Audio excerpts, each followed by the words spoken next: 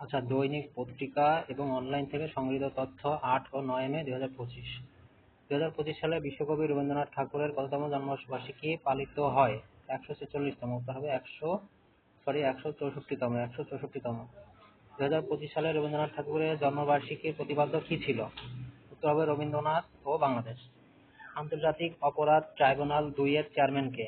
আন্তর্জাতিক অপরাধ ট্রাইব্যুনাল 2 এর চেয়ারম্যান হবে বিচারপতি নজরুল ইসলাম চৌধুরী। বাংলাদেশের প্রথম জলাভূমি নির্ভর প্রাণী অভয়ারণ্য কোথায় অবস্থিত? উত্তর হবে রাজশাহী। বিলভাবা জলাভূমি কোন উপজেলায় অবস্থিত? উত্তর হবে গোদাগাড়ী। বিশ্ব থ্যালাসেমিয়া দিবসের প্রতিপাদ্য 2025 কি ছিল?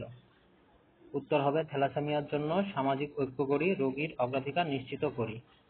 2025 সালে রোমান ক্যাথলিক চার্চের পোপ হিসেবে নির্বাচিত হন? উত্তর হবে কার্ডিনাল রবার্ট ফ্রান্সিস প্রভোস্ট। অর্থাৎ নতুন যিনি পোপ তিনি হচ্ছেন cardinal Robert Francis Prevost. Pope Leo চতুর্দশ রোমান ক্যাথলিক চার্চের কততম পোপ হিসেবে নির্বাচিত হন?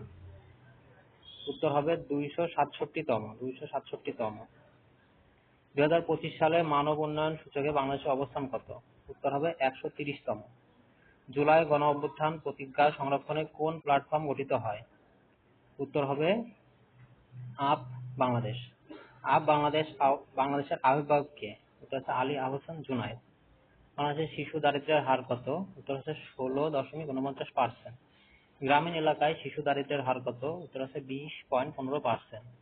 শহর অঞ্চলে শিশু দারিদ্র্যের হার কত? উত্তর হচ্ছে 8.22%। বাঙালি বিলাস চলচ্চিত্রের নির্মাতা কে? উত্তর হচ্ছে এবাদুর রহমান। বাংলাদেশে কমিউনিটি ক্লিনিকের সংখ্যা কত? উত্তর হচ্ছে 13,926টি। ধন্যবাদ সবাইকে।